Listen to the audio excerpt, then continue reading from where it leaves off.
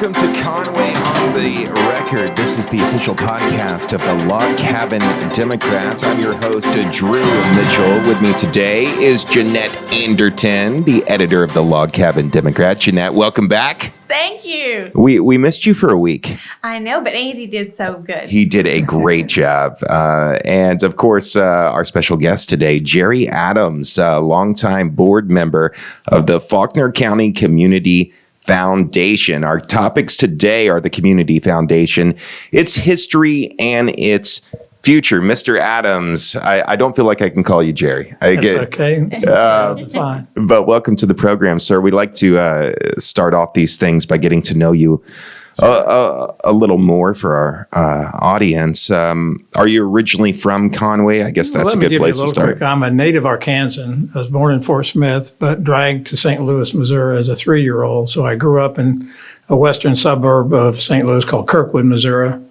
Publicly educated, went on to college in Tennessee at the University of the South at Sewanee, Tennessee. Have a degree in English, which is a wonderful lifetime degree. Went on to Naval OCS and served in the Navy for 3 years, and then went to Dallas and worked for Ross Perot, who had a company called Electronic Data System that had just gone public.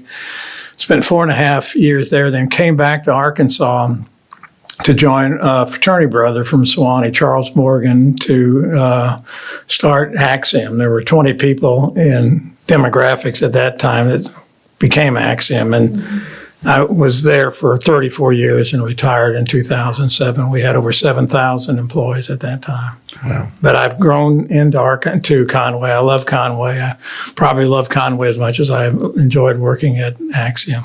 It's a wonderful place. I'm a transplant myself, and no place has felt quite as much like home to me as Conway does.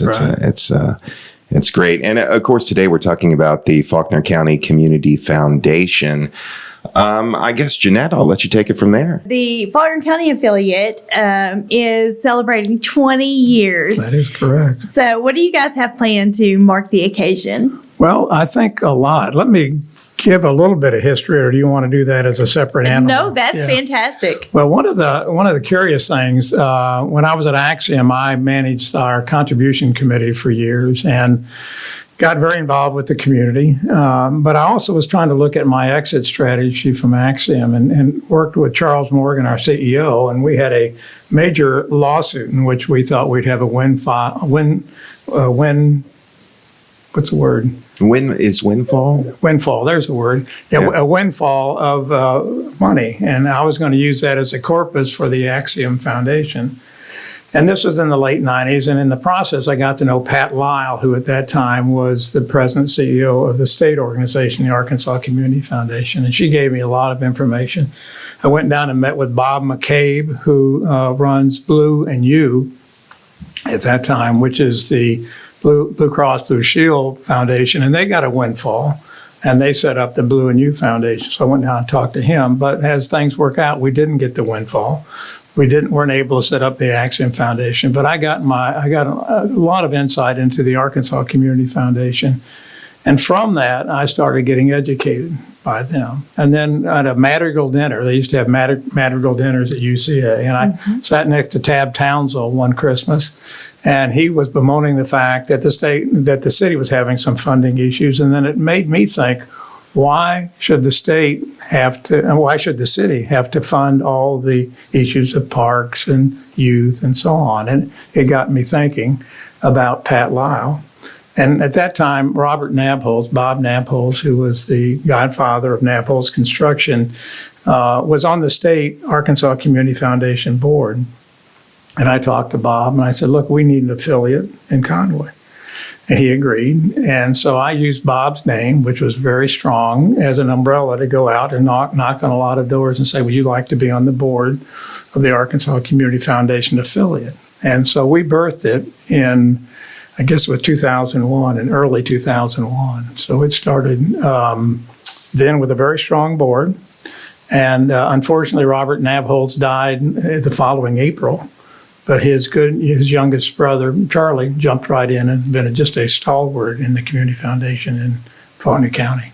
You said 2001, so it's just had a birthday and turned 20 years old. It is. We're celebrating this entire year. We're taking advantage of As the well we entire all year of should. celebrating the 20th anniversary. Well done. When we started the Arkansas Community Foundation, there was some level of confusion about what the Community Foundation is versus United Way and the other great nonprofits we have in this community. And when we started this, we tried to have the analogy that the United Way, both I've been very involved, as Shelley has been involved in the United Way, and it's an extraordinary organization.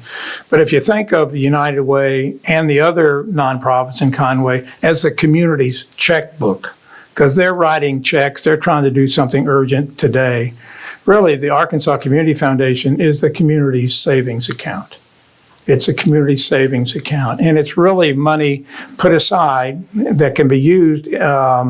You can get interest off of that money, but it's really used for future of the community. And that is a great differentiator between the two. Arkansas Community Foundation works a lot with nonprofits. They really want to have healthy nonprofits, but it doesn't compete with them either.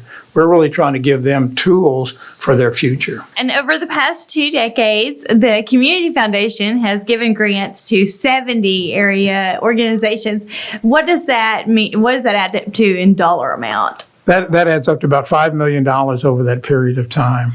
And what kind of impact has this had on Faulkner County? Well, I think in some way what we're trying to do, going back to my conversation with Tab Townsend, there's a lot of money that can't be captured in the normal nonprofit way. We work closely with financial advisors, and it's not uncommon to have an older couple without dependents and children and want to know what legacy they could leave. And by creating an endowment at the Community Foundation, they can allocate money for children, for fine arts, for whatever, on an annual grant basis out of that corpus. So we capture a lot of money. I think we have right now over $10 million, close to $11 million that has been captured for this community that may or may not have been captured before in an endowment environment. That's fascinating to me. I mean, it's some of the financial stuff went a little over my head, but that's really smart. So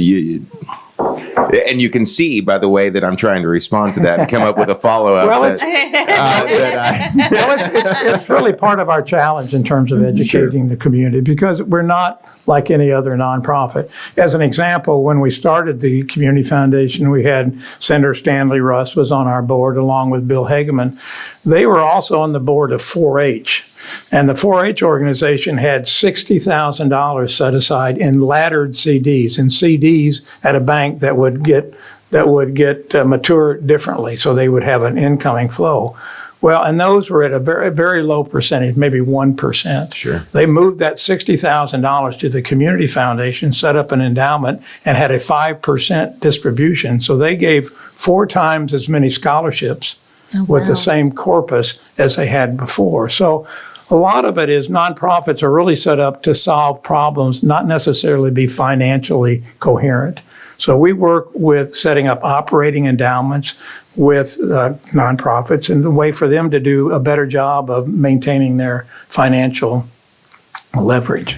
And that's kind of a good lead into. So the mission is smart giving to improve communities. So you've touched on it some, but kind of explain to me what is meant by smart giving. All righty. Well, that's very good question.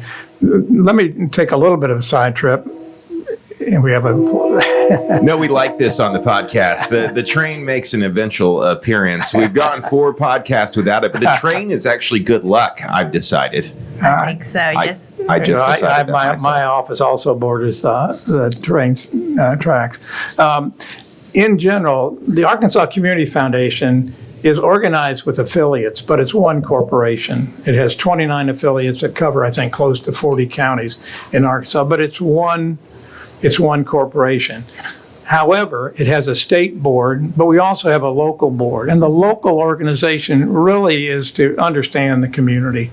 So we've always had a spectacular board with great community leaders, but we know Faulkner County. We have board members from Bologna, from Greenbrier, and so on. So we really need to understand the community. It also, about maybe 8 or 9 years ago, started producing a document called Aspire.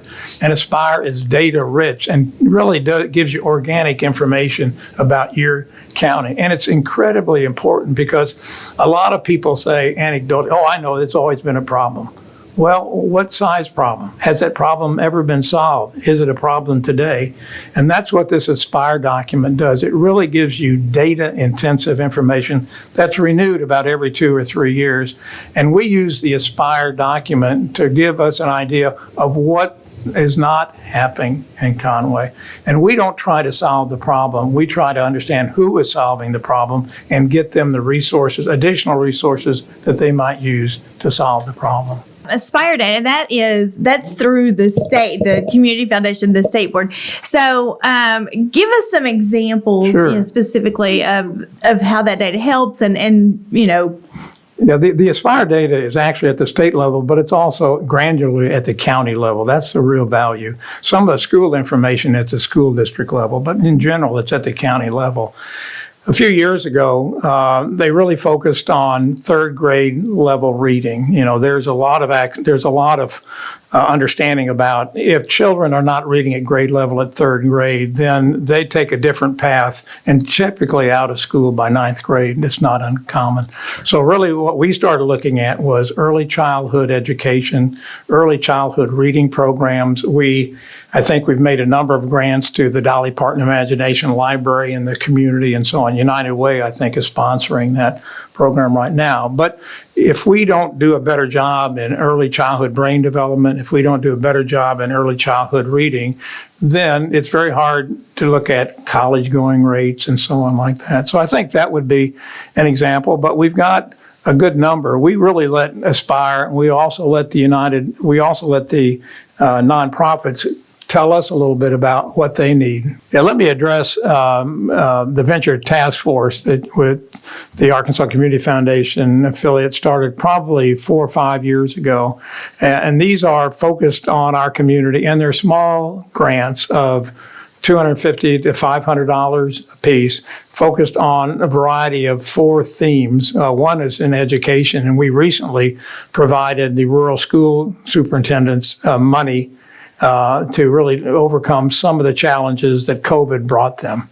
And again, that was not a lot of money. That's not trying to displace United Way, but it's giving these folks kind of some immediate funding that can help them dig out of a hole. That was something I hadn't even considered. Yeah, I mean, the rural schools up in northern Faulkner County, I mean, the infrastructure I don't know for certain, but it just could not have existed before the pandemic, I would assume. No, I think they're vulnerable. And again, I think that vulnerable is a community issue. And again, I think no nonprofit has enough money to fix everything. Or fix anything, they can help. And so I think really we've always been blessed in this community with incredible nonprofits.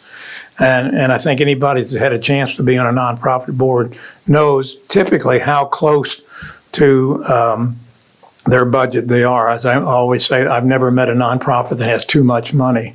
And that's really the way it is. But they do an incredibly good job with limited resources. I really liked your analogy. I thought that was a good way to explain it, that, many of these organizations are like, for check writing, and this is like a savings account. Yeah, and I think that's a significant difference. And it's taken us a while to explain that. I think we always run into people, I'd never heard of this, never heard of the Arkansas Community Foundation and so on. We've been here 20 years, and I think pound for pound we've been very impactful. But really the front line work is done by the nonprofits like United Way. There's just a lot of them that are very good. Our job is to get them as healthy as possible. We're working right now in a program called Funding Faulkner Forward. Forever. Funding Faulkner. There's too many F's. Funding Faulkner Forever. But what we're working with is about 6 or 7 nonprofits that we've worked with that have created operating endowments. Now, an operating endowment for a nonprofit can be focused on 1 to N things. It can be focused on a program. They can endow a specific program. They may want to endow the executive director's salary. In some way, the real pipe dream would be to get enough in their operating endowment to fund their entire operation. And that takes quite quite a bit of money to do that. But this is part of our effort to make sure that we have strong nonprofits. So these I think it's 7 nonprofits right now we're working with, it's a challenge grant to them to raise, I think if they raise $5,000, we'll provide them $5,000. That $10,000 would go in their operating endowment. And that gives them a much more secure future. And also, a lot of these nonprofits, every once in a while, somebody will come in with a lump sum gift. Well, what do? Somebody just gave us $25,000. Well, let's just put it in operation and wheedle it away. Well, if you have an operating endowment or other endowments, that's the perfect thing to assess, to say, is that something we should do to help build our operating endowment for the future? And we've worked closely with these nonprofits. We don't compete with them. I think that's one of the confusing things, and say, what do we do? Well, we're in a position to strengthen nonprofits, but also work with financial advisors, and they deal with wealthy people or some that you don't need a lot of wealth, that set up endowments that could be a legacy for what they've done in this community. And kind of explain, so sorry. No. Your question will be better, actually. So kind of explain, we keep using the term endowment. Not everyone understands. Sure. Okay, that's good. Consider a savings account or a fund where you put in, let's say, $100 or $10,000. And then all of these monies are commingled. They're kept separate. But right now, the state organization has a very strong financial committee that uses an outside professional. Their funds just went over $500 million. That's for the affiliates, and that's $500 million that's managed professionally. Okay, and their goal is to get a return on that investment greater than, I think it's 4.5%, which is a distribution. 4% is distributed back to the funds holder. So if I put in $10,000 and it goes into this, I will be able to draw 4% of that for funding every year, forever, for perpetuity. That's one of my favorite words. Mm-hmm. So what that gives you, it gives you a chance to have a recurring source of funding. You build that up. And, universities are very successful in doing that. They usually have a spending rate that goes into their operation annually, and it gets up to the millions and millions. And the bigger that endowment or savings account or fund grows, the more money it throws off that can be operationalized on an annual basis. And it's really an important way, but it requires the nonprofit to have a level of sophistication and understanding how to manage its money. A lot of these nonprofits start with a cigar box. A cigar box or a low interest savings account, and they lose the opportunity. Plus, they'll get a large gift and they'll operationalize it, put that in the cigar box. Mm-hmm. And really what we're trying to do, and some of that cigar box mentality is important. If they're in a facility that needs a new roof, they don't need an endowment, they need a new roof. Mm-hmm. So there are times where we'll say no to somebody who comes in, you want to set up endowment. Well, you're on the fringe of you need that for operation. So there is a responsibility that Arkansas Community Foundation has to ensure that we don't try to create endowments at the mercy of a nonprofit. We really become a lifelong trusted partner. You have to deal with the logistics of actually day-to-day. And also the state organization is the back room. They do all the funds management. They all do all the reporting. Originally, years ago, my wife and I thought about creating an endowment. And we went and talked to our CPA, talked to a lawyer, and it's about $10,000 to $15,000 to set it up. Plus, there are funding rules. You have to distribute 5%. You have to, and so on. And you don't have that with a community foundation. The community foundation is the community's foundation. I think that's the important thing to understand. To me, it sounds a little bit like it operates like dividend stocks. Well, the annual draw is a dividend, and it's 4% right now. Which is terrific. Well, it is good, and I think, but it's a financial discipline that nonprofits typically don't have. And so one of the things that the Community Foundation does, it works with nonprofits. This issue of our challenge grant to these operating endowments is the things that we can do to help them be more intentional. Because this doesn't rank high if you're trying to feed the poor or whatever. It's kind of bedrock, and we want to remind them that this is an important kind of fiduciary responsibility they've got long term. Speaking of long term, okay, so you guys are celebrating 20 years now. What's your goal for the next 20 years? Well, it's amazing. Well, first of all, I think this is all built on a love for the community. When I moved here 40 some odd years ago, there are very few Arkansas cities that quadruple in size. So it was about 16,000 when I moved here. Now it's close to 70 or 70, whatever. So it's a very healthy community. And I think we are a derivative of that. And so I think where we've come from, I think we've always had a strong board. We continue to keep heads down and have a strong board, be sensitive to what our community demands are, understand, aspire, also capture more money for this community. Because I think in some way, this is not anybody's hair on fire thing. It's not like, well, I'll just do it. Well, I think I want to set up an endowment. I want. And it's very funny because we'll get calls and we'll go out to talk to a family or talk to a company, and then they'll go quiet for a year or two. Then all of a sudden, it's important for them. They'll call and say, Jerry, you came and met with us a few years ago. We really want to do something. Boom. So you really have to get the word out. It's someone else's decision. It's the corporation's decision to set up an endowment, or it's an individual, or it's a nonprofit. We just have to make sure that they've got current information, they have access to us, and we regularly go see them. And a lot of people that have operating endowments, we try to go see their board, about every 2 years, because these board members are on other boards. And if we can convince them about this smart giving to improve communities theme, then they can introduce us to other nonprofits. And that's really what we want to be able to do, is to have everyone understand that having a good financial strategy for their nonprofit is a function of their sustainability. Faulkner County, I would say, we have a lot of generous people here that they want to volunteer, they want to donate, they want to do their part, they want to do what they can. So for people who want to get involved, how do they do that? Well, Shelley Mell, who I just want to make a few comments on, when I was involved in starting the Arkansas Community Foundation affiliates, I went and knocked on the door of United Way, and I said, how about if we share executive directors? Excuse me? How about if we share an executive director? We're starting at the Arkansas Community Foundation. You've got United Way. We're just starting. We don't need a full time. And so for a couple of years, we shared Shelley Mell. And so at that time, she was executive director of United Way, and she became the executive director of the startup of the Arkansas Community Foundation. Well, now the bookend is we've hired Shelley Mell back, and so she has an enormous amount of institutional memory. And I think we're one of the few affiliates in Arkansas that also has a city councilman for the executive director. So Shelley knows. I have this kind of sense that all roads lead to Shelley.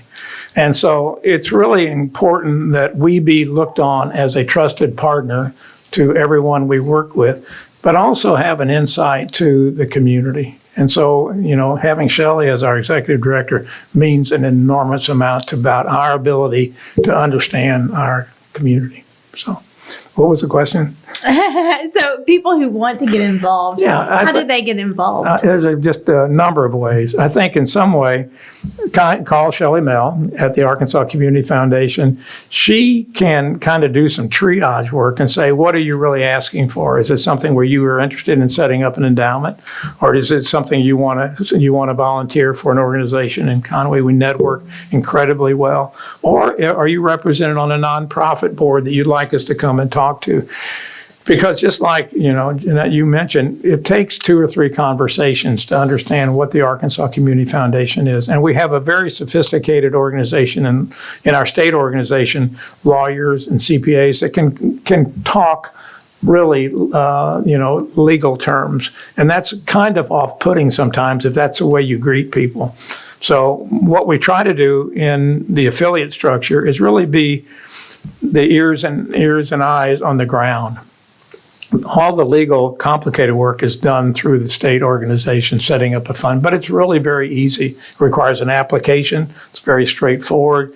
You have your lawyer or CPA review it, and then really get in the hands of the community foundation, state organization to set up an endowment. Awesome. And let's get some contact information so that people who want to contact Shelley, how about getting involved, that they can do so. Yeah, if you go to the state website, it's www.arcf.org, and they have an affiliate page. It's up at the top. Just click affiliates. It'll take you to, and you select Faulkner County, and they've got a very informative page or two of information. It tells who's on our board, gives a quick history of our 20 years. And, Jeanette, to your question, my hope is that it continues on this trajectory as a derivative of this healthy community. I'm also on the Conway Development Corp. I'm the vice chair of our economic development group, and it is just extraordinary what this community has done. I think having 3 schools of higher education really defines this community differently. I also think we're one of the higher functioning affiliates in the Arkansas Community Foundation. So we're regularly referenced by the state organization, but it's a derivative of the community. Yeah. So there seems to be a lot of civic pride in Faulkner County and Conway in general. I mean, like I said before, I'm a transplant, and that's the biggest thing. I mean, we didn't have that in Atlanta, Georgia. Let me assure you, we did not have that. Nothing wrong with Georgia. I love it. Well, no, but I think every community requires community leadership, and some communities that have Arkansas Community Foundation affiliates are struggling. But their value is very high. But I think we've always, at least in my history in Conway with United Way, with Shelley and I were part of the organizing group in the Conway Interfaith Clinic. And, this community is a very caring community, and also the county. I don't want to forget the county. We've got just some terrific board members from Bologna and Greenbrier, and we went down to Mayflower. So it's a county, we're dominant, we're the big city in the county, but on a relative basis. I would encourage anyone listening to this to consider volunteering on a board of which they care about. That kind of brings up a question I kind of wanted to ask. I was talking to someone the other day that I actually work with, and her future aspirations for a career are to be involved in the nonprofit sector. She didn't explain to me like what nonprofit she was interested in, but if someone had career aspirations to that effect, would you have any advice? Well, I think this is, an individual's journey inward is to get to know themselves. Sure. And at the age of 77, I'm still on that journey. Excuse me. But I would say that, if you can follow your passion, if things that you care about, the nonprofit road is not one of riches. It is very satisfying. Excuse me. But I think in general, the nonprofits require a level of leadership. Board, if you've ever have time to volunteer, consider volunteering on one of the nonprofit boards. It'll give you great insight. Most of the people on the Arkansas Community Foundation board are on other boards or have had board history, and we're very interested in on our Arkansas Community Foundation board of having people who have really had some sophisticated board experience and can help build a stronger community. Yeah, that makes a lot of sense. Follow your passion. Yeah. One of the key priorities of the Arkansas Community Foundation, really since its founding in 1976, is really teaching philanthropy. One of the programs that the Arkansas Community Foundation affiliate in Faulkner County really came into being with was a program called the Partners Program that was really funded by the Walton Family Foundation. They gave a $17 million grant over a 7-year period to the Arkansas Community Foundation to really expand its affiliates. But the real theme was teaching philanthropy. Teaching philanthropy. All of us, regardless of the size of our wallet, have the ability to provide resources to a nonprofit, to your church, to your school, to the Arkansas Community Foundation. And it doesn't take wealth, it takes an intentionality. So I think one of the great things about our community is it is a very generous giving community, very philanthropic. But one of the realities is you as an individual, or you as a family, or you as an organization have to reach a point to make that an intentional decision. Nobody's going to knock on your door and say, do this. You have to have the motivation to do that. So the willingness to give to United Way or give to one of the great number of nonprofits in our county that really need your money is great.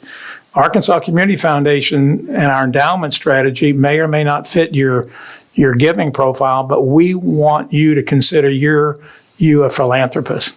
And so we're challenging you to take a next step is to be generous to the things that you consider important in your life that are solving community problems.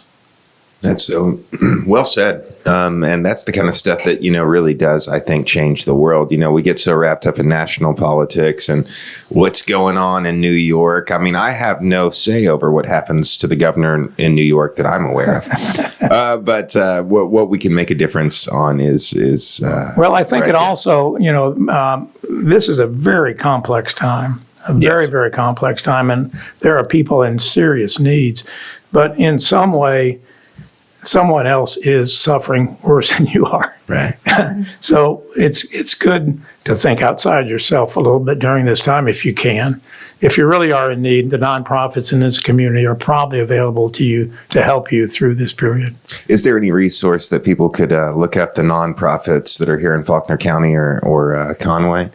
Actually, the nonprofits organizations, I think, meet monthly, frankly, in terms of trying to understand the network. But the Arkansas Community Foundation, on its website, if you go down to the affiliate, Faulkner County, I think there's information on other nonprofits in this community. If not, I would recommend calling Shelley Mell. She's a walking encyclopedia of nonprofits in this county. The annual report for the Community Foundation came out recently, and the tagline was basically, "We were ready." That's right. Because they were able to, back, in March, April 2020, they were prepared. They were able to, when a lot of people were scrambling, they were able to jump in and be a place to help. Well, and I think Governor Hutchinson approached the Arkansas Community Foundation at the level of Heather Larkin and asked for help. And they jumped in and were able to put together a grant process for large and small grants and distribute an extraordinary amount of money throughout the state and did an incredible job.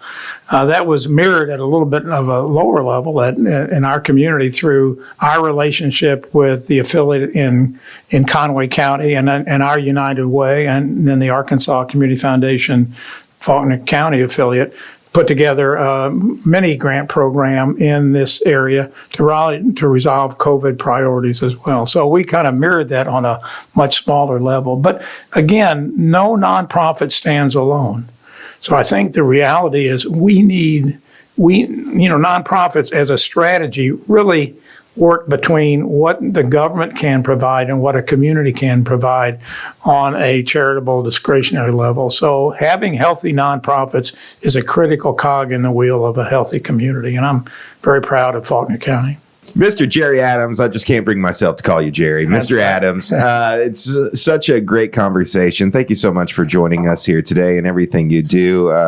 I can't, it's just so impressive to listen to you, and thank you for that honor. Sure. As a reminder, this podcast, as you're listening to it right now, is available Thursday, which hopefully you know that, because when you're listening to it, it'll be Thursday. iTunes, Spotify, SoundCloud, Google Play, YouTube, wherever you get your podcasts. Our next podcast will be on March 25th when we will interview Conway Mayor Bart Castleberry. He'll be joining us here to talk about what's going on in the city. Mostly streets, yes. Yeah. We will be talking streets. More roundabouts, I hope. I like the roundabouts. I know they're controversial. Roundabouts solve problems. Yeah, I agree. Thank you, Mr. Adams. From all of us here at Conway on the Record, thank you for joining us today. And if you like what you hear, and you know you do, give us 5 stars. Love us. We love you. This is Conway on the Record. Thanks for listening.